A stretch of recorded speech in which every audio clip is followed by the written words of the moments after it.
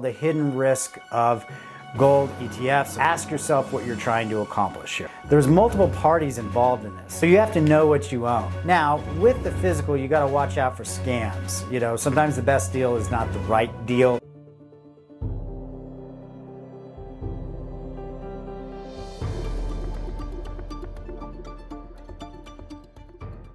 Hi, this is Nathan. Welcome back to Independence Money. Today's topic is paper versus physical. What are the different ways to invest in precious metals like gold or silver? Are there some educational points here that I can make that give you some of the pros and cons on each? Now, it's important to understand this is strictly educational content. This is not individual investment advice or securities advice.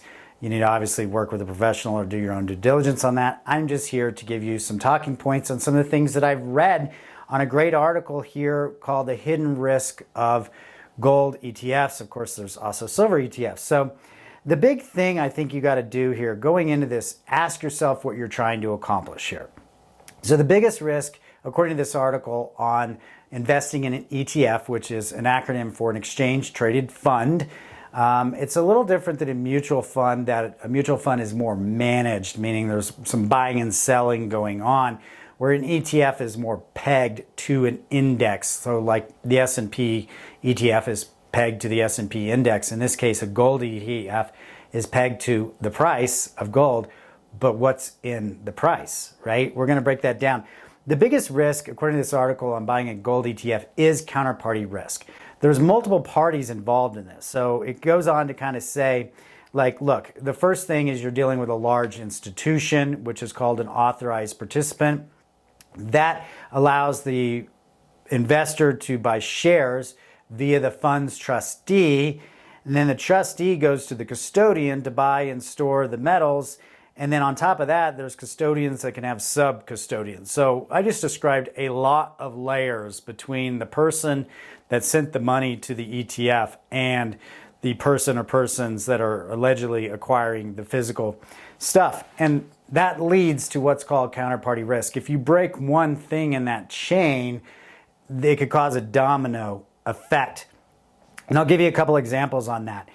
And that goes back to what are you trying to accomplish? If it's tracking the metal price, like you're just going to do some short-term holds, this isn't a long-term thing, you're just kind of going to step in and step out, or you're trying to just work the arbitrage there, or you just want a sliver of maybe asset allocation or whatever the case. Again, I'm not giving advice, I'm just giving maybe possible examples on why that might make sense to have it in that kind of exposure in an ETF. I guess some other examples are maybe you don't live in a place that's safe to store, the metals, or you move around a lot. I mean, I'm just extrapolating here. But for a lot of people that talk about precious metals, if it comes down to diversifying from shocks to the financial system or eliminating counterparty risk, that would tip your hand in favor of the physical. The whole idea there is there's not a lot of parties. There's the bullion dealer that you acquired it from, and then there's you on how you store it.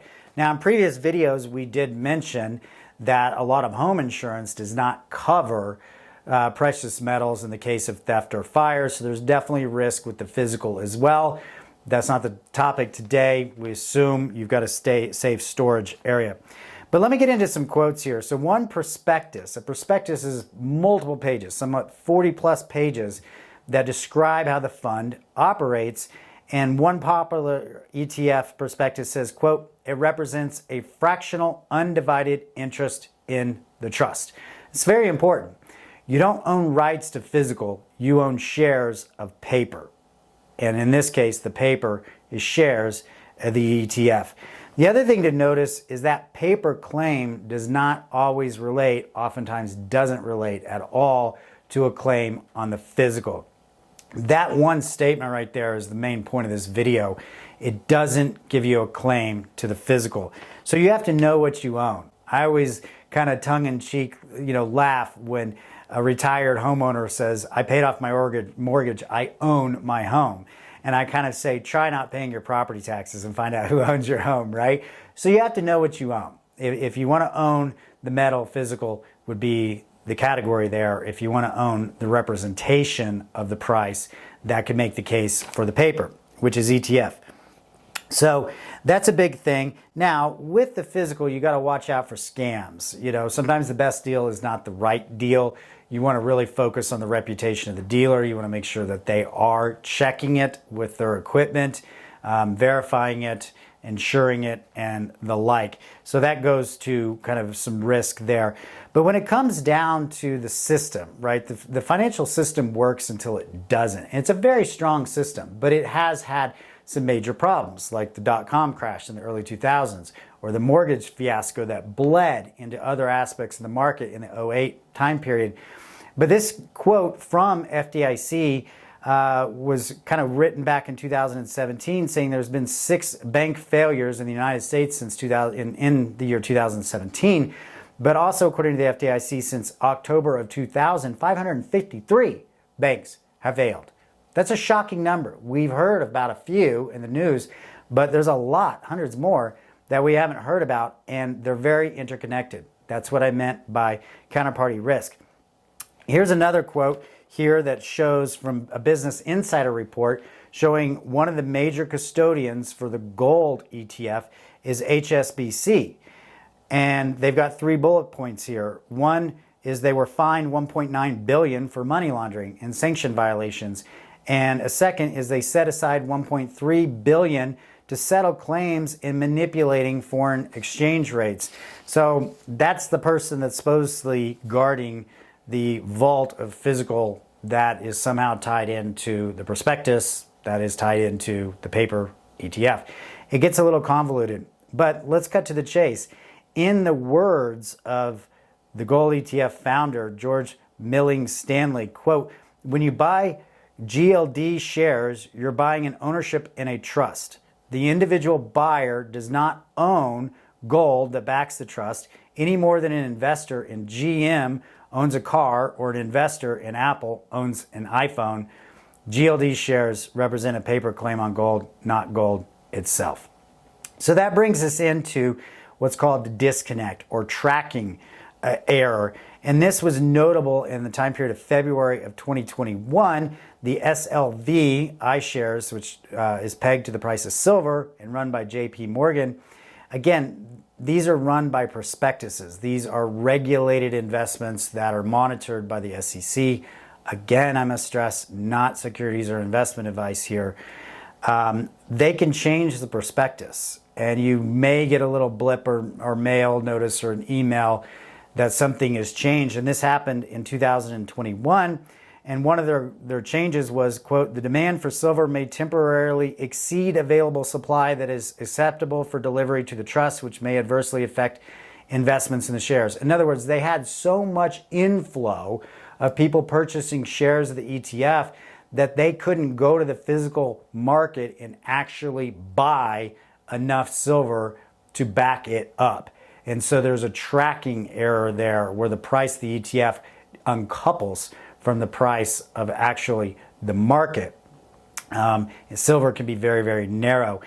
Also, that ETF used to be eligible for physical delivery. That was another prospectus change where redemptions are met in cash now, and only in certain cases, mega multi-million dollar owners of shares, owners of the ETF could actually take physical.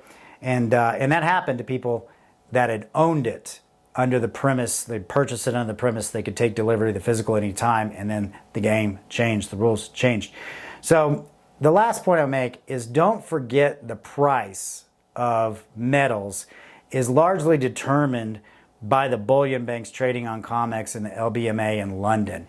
There's a whole lot of articles, and I'm going to avoid them on this channel here, about the manipulations of those price through derivatives and the options market.